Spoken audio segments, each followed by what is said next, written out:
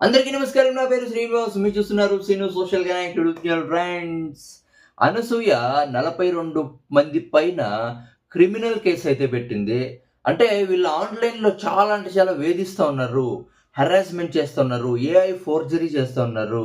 చాలా అంటే చాలా గలీజ్‌గా తిడుతా ఉన్నారు. చాలా అంటే చాలా డిస్టర్బ్ అయితే అయితా ఉంది. నన్ను మానసికంగా చాలా అంటే చాలా దెబ్బ కొడతా ఉన్నారు. ఆన్‌లైన్‌లోనే అంటే 42 మంది పైన క్రిమినల్ కేస్ అయితే పెట్టింది అనసూయ. లాస్ట్ మంత్ డిసెంబర్ 23 అనుకుంటా. 'శివాజీ' తర్వాత అనసూయ కాంట్రోవర్సీ స్టార్ట్ అయితే అయింది.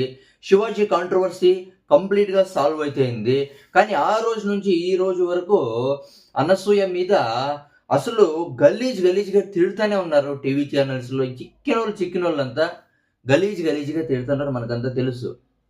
కరాటే కళ్యాణి, తర్వాత బజ్జె సంధ్యారెడ్డి, టీవీ యాంకర్ రోహిత్, గోగినేని, తర్వాత శేఖర్ భాష ఓ ఛానల్‌లో లెక్కలేనంత మంది అయితే చాలా గలీజ్‌గా తిడుతా ఉన్నారు. శివాజీకి సపోర్ట్‌గా నిలుస్తా ఉన్నారు. పబ్లిక్‌కి సపోర్ట్‌గా అయితే నిలుస్తా ఉన్నారు.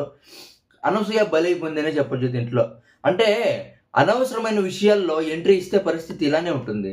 శివాజీ ఏమన్నా అనసూయని ఏమన్నా తిట్టినాడా? లేదు కదా! హీరోయిన్స్‌ని తిట్టినాడు శివాజీ, అవునా కదా!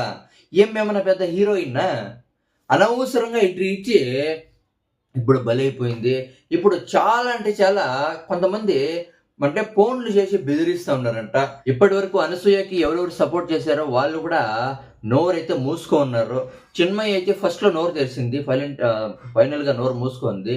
ప్రకాష్ రాజు, నాగబాబు వీళ్ళంతా అంటే చాలా అంటే చాలా సపోర్ట్ అయితే చేసింది. కానీ వీళ్ళ గురించి కూడా విపరీతంగా దారుణంగా తిడుతా ఉన్నారు పబ్లిక్కు. వీళ్ళు కూడా సైలెంట్ అయితే అయిపోయారు. కానీ అనసూయ మాత్రం సైలెంటే అయితే ఉండల. అనసూయని మాత్రం వదులుతానే ఉండల.